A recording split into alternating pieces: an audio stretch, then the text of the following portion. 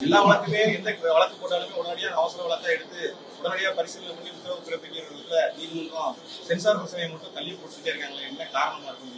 இல்ல, அது நீதிமன்ற பிரச்சனையை நம்ம எப்படி சொல்ல முடியும்? நான் வக்கீலும் கிடையாது, எதுக்காக பண்றாங்கன்னு எனக்கு தெரியாது. நீங்க நீதிமன்றத்தில்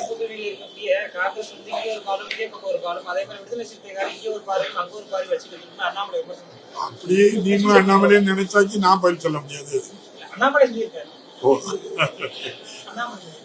அவர் விருப்பத்தை சொல்லி ஆளுநர் நேற்றைய முன்தினம் விழாவில் பேசும்போது திருப்பரங்குன்ற விவகாரத்துல தீர்ப்பு வழங்கிய நீதிபதிக்கு தமிழ்நாட்டில் வந்து அச்சுறுத்தல் கொடுக்கக்கூடிய வகையில நீதிமன்றத்தினுடைய தீர்ப்பை மாற்றி குறைக்கக்கூடிய வகையில் நடந்துக்கிறாங்க ஆளுநர் குற்றச்சாட்டு. அது தவறு. நம்முடைய மாண்புமிகு ஆளுநர் சொன்னது 100% தவறு இல்லை, தப்ப வேணும்னே சொல்றாங்க. தப்பு. நீதிமன்ற தீர்ப்பையோ அந்த தீர்ப்பு வழங்கியவர்களையோ எதிராக இந்த அரசு செயல்படுது. இந்திய அரசியலமைப்பு சட்டத்தில் இருக்கக்கூடிய வாய்ப்பை பயன்படுத்த நான் வக்கீல் இல்லை, எனக்கு ஒன்றும் தெரியாது. நீங்க 1930-17 இருந்து இந்த பிரச்சனை இருக்குன்னு சொல்றாங்க.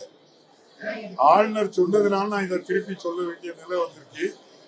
நானா சொல்லல, மூத்த வழக்கறிஞர்கள் சொன்னதை சொல்றேன். இதே திருப்பரங்குன்றம் அந்த தீபயேற்ற நிகழ்வுக்கு தனி நீதிபதி ஒரு தீர்ப்பு வழங்கியிருக்காங்க. பெஞ்சில 2 நீதியரசர்கள் தீர்ப்பு வழங்கியிருக்காங்க.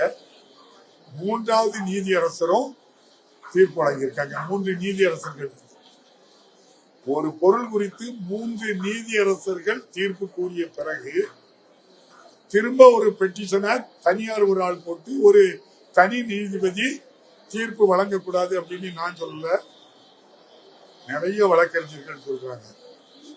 அது பெஞ்சுக்கு அனுப்புவதோ, நீங்க முதல்ல 3 நீதியரசர்கள் கொடுத்த தீர்ப்பை எடுத்துதான் அதுலயே நியாயம் கிடைக்கலன்னா 5 நீதியரசர்கிட்ட அனுப்பலாம். திரும்பவும் 1ல இருந்தே ஆரம்பிச்சாரு நியாயமானு கேட்கிறாங்க. அந்த வகையில தமிழக அரசு ஒரு தீர்ப்பு வழங்குது. அது அவ்வளவு நீங்கெல்லாம் பத்திரிகை ஊடகங்கள்ல பார்த்திருப்பீங்க. எந்த நீதியரசருக்கும் ஒரு தீர்ப்பை வழங்கிட்டு அந்த ஸ்பாட்டுக்கு போட்டாங்க. இந்தியாவில் தமிழ்நாட்டில் தான் சட்டம் ஒழுங்கு சரியா இருக்குன்னு இதே நம்முடைய ஆளுநர் தான் பலமுறை சொல்லியிருக்காங்க.